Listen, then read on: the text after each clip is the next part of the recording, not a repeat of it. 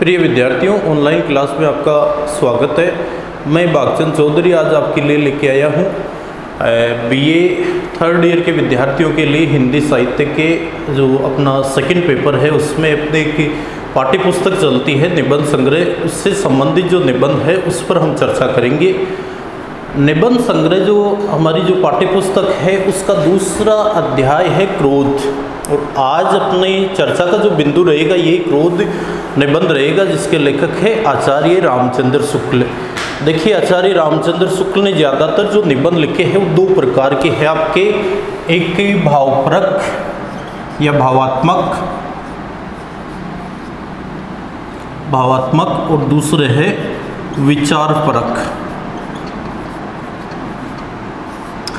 और आचार्य रामचंद्र शुक्ल के जितने भी निबंध हैं वो सभी संग्रहित किए गए हैं चिंतामणि में। चिंतामणि के अलग अलग भाग हैं, जैसे 1, 2, 3। इनमें आचार्य रामचंद्र शुक्ल के जितने भी भाव और मनोविकार से संबंधित निबंध है वो सभी एक जगह संग्रहित किए गए हैं। यहाँ आपको बता दें कि आचार्य रामचंद्र शुक्ल एक प्रसिद्ध समीक्षक और आलोचक तो थे, उसके साथ एक प्रसिद्ध निबंधकार के रूप में भी उन्होंने अपना जो भूमिका है बहुत अच्छे तरीके से निभाई है। उनके निबंध काफ़ी चर्चित माने जाते हैं क्योंकि उन्होंने जो निबंध लिखे हैं वो मनुष्य की मनोवृत्तियों पर आधारित है, मनुष्य के अच्छे और बुरे गुणों पर आधारित है। थोड़ा सा हम इन लेखक से संबंधित जो चर्चा करते हैं इसकी सामान्य जानकारी आपको बताते हैं कि आचार्य रामचंद्र शुक्ल का जो जन्म है वो हुआ है आपके 1884 में, और जन्म स्थान है इनका उत्तर प्रदेश के बस्ती जिले के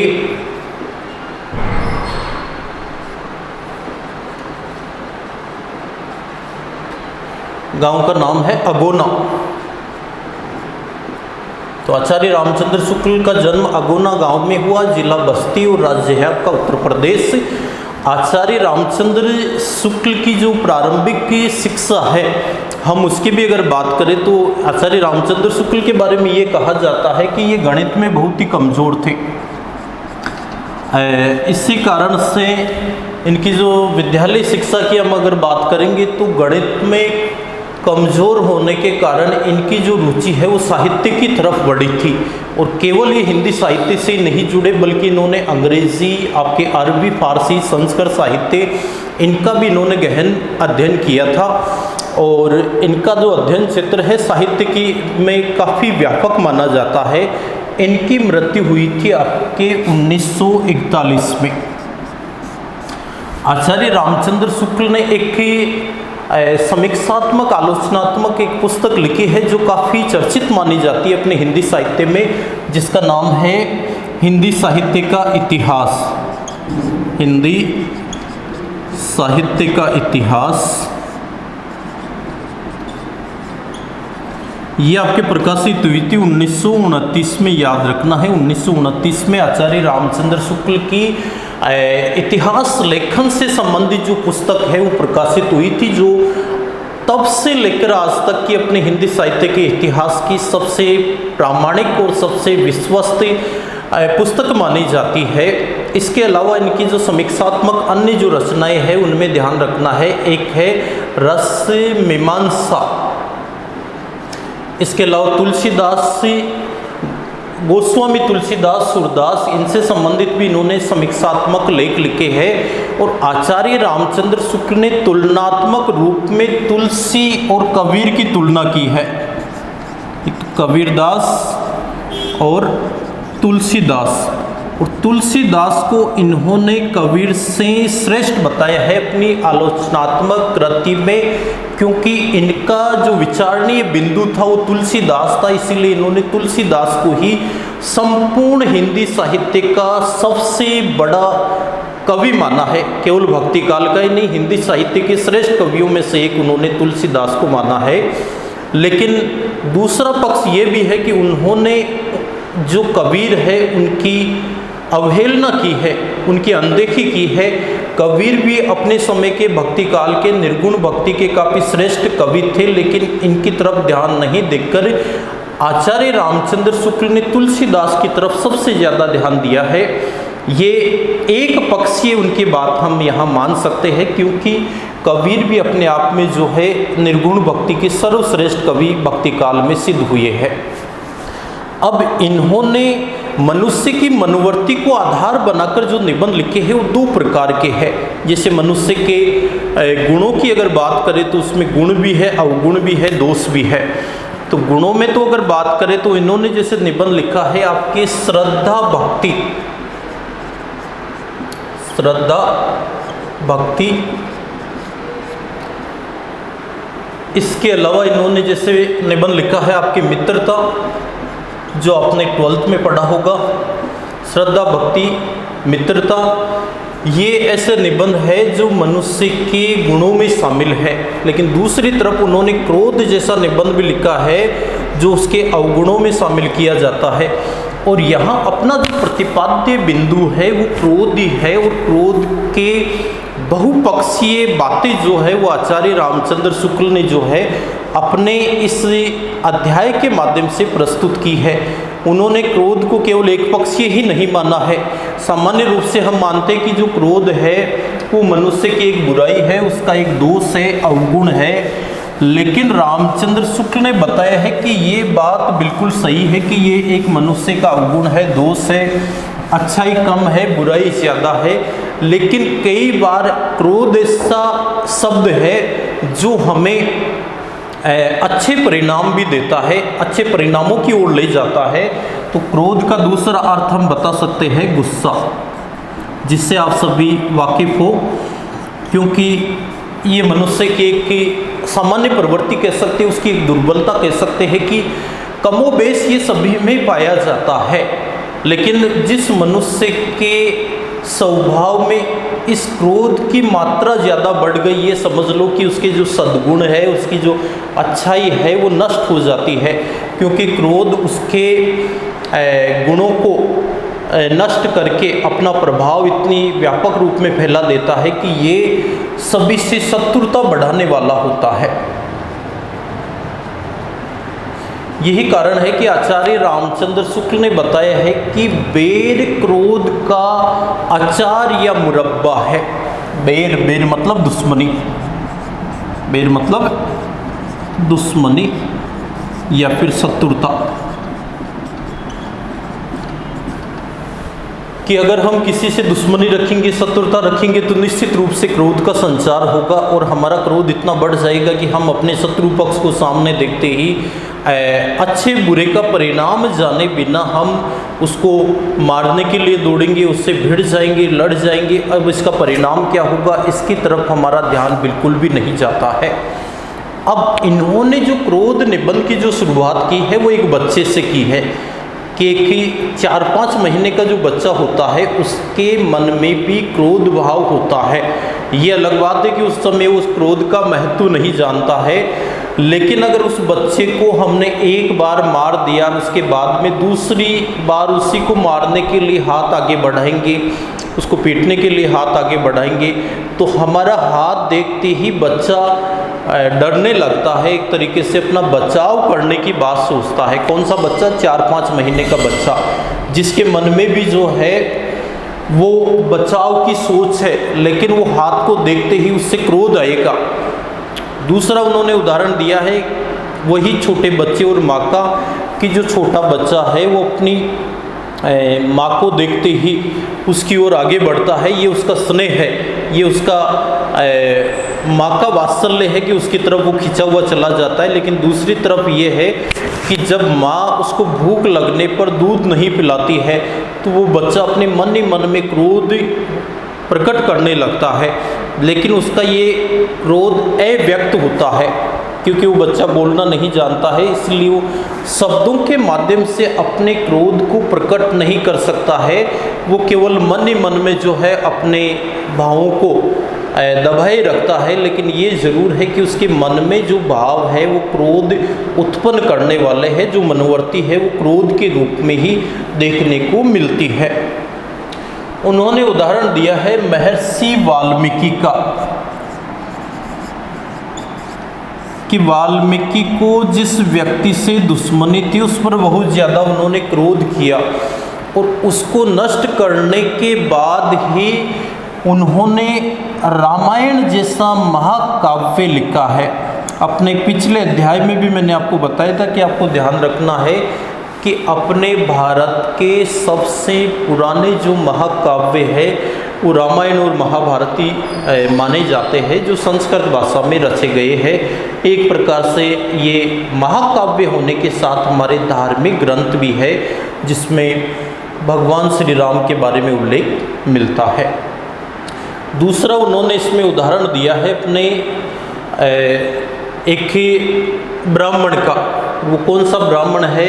वो ब्राह्मण है आपके चाणक्य। चाणक्य का उन्होंने उदाहरण दिया है इस क्रोध अध्याय में। चाणक्य का अब आपको जानना है कि चाणक्य का अन्य नाम एक तो विष्णुगुप्त है, एक कौटिल्य, और उन्होंने एक प्रसिद्ध राजनीति का शास्त्र लिखा है, एक प्रसिद्ध पुस्तक लिखी है जिसको नाम दिया जाता है अर्थशास्त्र। किसके द्वारा रचित है? ये चाणक्य, कौटिल्य या फिर आपके विष्णुगुप्त के द्वारा रचित है।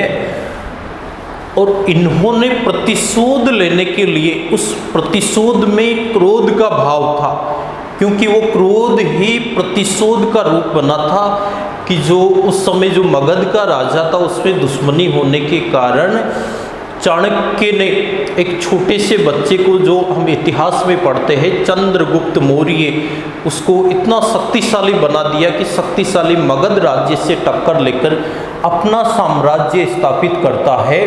तो चाणक्य में ये जो बदला लेने की भावना आई, चाणक्य में ये जो प्रतिशोध की भावना आई, किसने उजागर की? ये उजागर की है आपके क्रोध ने या गुस्सा ने। क्योंकि चाणक्य का गुस्सा क्षणिक नहीं था, उसका गुस्सा दीर्घ काल तक चलने वाला था, जब तक वो घनानंद या जिसको धनानंद भी कहते हैं उसको समाप्त नहीं करता है, मगध साम्राज्य को नष्ट नहीं करता है और अपने इच्छित शिष्य को चंद्रगुप्त मौर्य को वहाँ पदासीन नहीं करता है, तब तक वो रुकने का नाम नहीं लेता है। तब जाकर उसका क्रोध या गुस्सा शांत हुआ था। ये बदले की जो भावना है चाणक्य में, ये क्रोध या गुस्से के माध्यम से ही प्रकट हुई है। तो आपके आचार्य रामचंद्र शुक्ल ने, जो प्रसिद्ध आलोचक निबंधकार है, उन्होंने बताया है कि क्रोध कई बार विनाश के साथ साथ नव निर्माण का रूप भी बनता है। और यहाँ हम यही कह सकते हैं कि जो अत्याचारी शासक आपके मगध शासक या घनानंद धनानंद था, उसको समाप्त करके चंद्रगुप्त मौर्य का एक अखिल भारत का उन्होंने जो सपना देखा था, एक अखंड भारत का जो सपना देखा था, वो चाणक्य ने साकार किया। और उसके पीछे जो प्रेरक तत्व हुआ है, उसके पीछे प्रेरणा देने वाला तत्व आपका बना है ये क्रोध, जो यहाँ अच्छे परिणाम लेकर सामने आता है। हालांकि क्षणिक जो क्रोध का जो परिणाम होता है वो ज़्यादातर विनाशकारी और बुरा ही माना जाता है, लेकिन दीर्घ काल में चाणक्य ने जो क्रोध किया था घनानंद पर, उसका परिणाम एक सकारात्मक देखने को मिलता है। इससे खंडित भारत को एकजुट करने का कार्य सपना चाणक्य पूरा करता है चंद्रगुप्त मौर्य के माध्यम से। और एक इसमें उदाहरण है आचार्य रामचंद्र शुक्ल ने इसी चाणक्य, कौटिल्य या विष्णुगुप्त के माध्यम से बताया है कि चाणक्य सुबह सुबह नदी में स्नान के लिए जाते थे। तो जब चांदनी रात नहीं होती, अंधेरी रात होती थी, तो रास्ते में क्या है कि कंटीली घास उगी हुई थी, और उस कंटीली घास के जो कांटे हैं वो अक्सर ही चाणक्य के पैरों में चुभ जाते थे। तो चाणक्य बड़ा दुखी हो रहा था, और यही दुखी क्रोध का कारण बन जाता है। उससे चाणक्य को उस घास पर क्रोध आता है। वो सोचता है कि मैं इसको समूल ही नष्ट करूँगा, और समूल नष्ट करने के लिए वो क्या करता है कि उस घास को खोदकर उसमें मट्ठा डाल देता है, उसमें चीनी डाल देता है एक प्रकार से तरल रूप में। और जब वो चींटियाँ आती है तो चीनी के साथ साथ, मट्ठे के साथ साथ उस घास की जो जड़ें थी उसको भी खा जाती है और उस घास को समूल नष्ट कर देती है। हाँ, ये अलग बात है कि आज हम किसी पेड़ को, घास को, जो हमारे लिए काम का नहीं है, नष्ट करने के लिए अगर चीनी या मट्ठे का प्रयोग करें तो ये संभव नहीं है, क्योंकि आज चीनी काफ़ी महंगी है। हो सकता है उस ज़माने में चीनी काफ़ी सस्ती हो, इसलिए चाणक्य ने जो है वो समय वश से, परिस्थिति वश से वो प्रयोग किया हो और उसका प्रयोग सिद्ध हो गया हो। और इसी क्रोध से वशीभूत होकर उस चाणक्य के सामने दूसरा परिणाम सामने ये आता है कि जो कंटीली घास थी उसको जड़ से नष्ट करने में चाणक्य सफलता प्राप्त करता है। ऐसे उदाहरण आपके आचार्य रामचंद्र शुक्ल देकर ये बताना चाहते हैं कि हम क्रोध को हमेशा बुरे मनोविकारों में शामिल करते हैं, लेकिन कई जगह इसका जो रूप है वो हमें अलग अलग देखने को भी मिलता है। एक उन्होंने उदाहरण दिया है एक की अबला का। अबला कहते हैं आपके नारी या स्त्री को, नारी या स्त्री, और अबला का विलोम होता है आपके सबला। वैसे आज की नारी या स्त्री के लिए अबला शब्द प्रचलित कम ही है, क्योंकि वो सबला है, बल सहित है। लेकिन यहाँ ये अबला शब्द अपने जो आया है ये ऐसा आया है कि एक अत्याचारी व्यक्ति था, एक दुष्ट पाखंडी व्यक्ति था जो लगातार एक अबला को सता रहा था। वो स्त्री कमज़ोर थी, निर्बल थी, चाहकर भी उसका विरोध नहीं कर पा रही थी, और विरोध अगर करती भी थी तो उस अत्याचारी व्यक्ति पर कोई असर नहीं पड़ता था। अब हम ये देखकर उस व्यक्ति पर क्रोध करेंगे तो हमारा क्रोध करना वहाँ बिल्कुल उचित माना जाएगा। क्यों? क्योंकि जब तक हम उस पर क्रोध नहीं करेंगे तब तक हम उस अत्याचारी का सामना नहीं कर पाएंगे, और जब तक उसको हरा नहीं देंगे, परास्त नहीं कर देंगे, तब तक वो अत्याचारी व्यक्ति उस अबला को सताना नहीं छोड़ेगा। तो यहाँ हम देखेंगे क्रोध एक अच्छा परिणाम हमारे सामने लेकर आ रहा है कि उस अबला की अगर हमें रक्षा करनी है, उसके दुख को दूर करना है, तो यहाँ क्रोध क्या हो गया? दुख निवारक या दुख का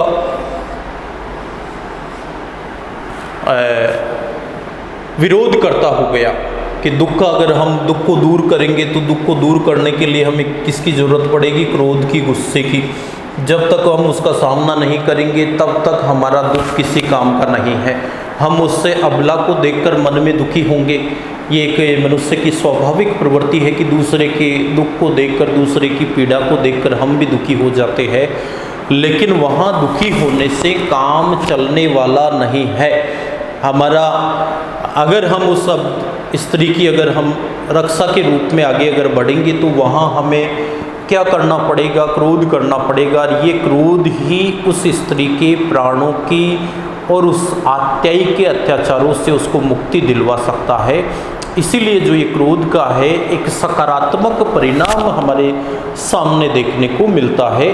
तो ये आपके निबंध, क्रोध निबंध था, जिसके बारे में हम आगे की जो चर्चा है वो अपनी अगली कक्षा में करेंगे। आज के लिए इतना ही। धन्यवाद।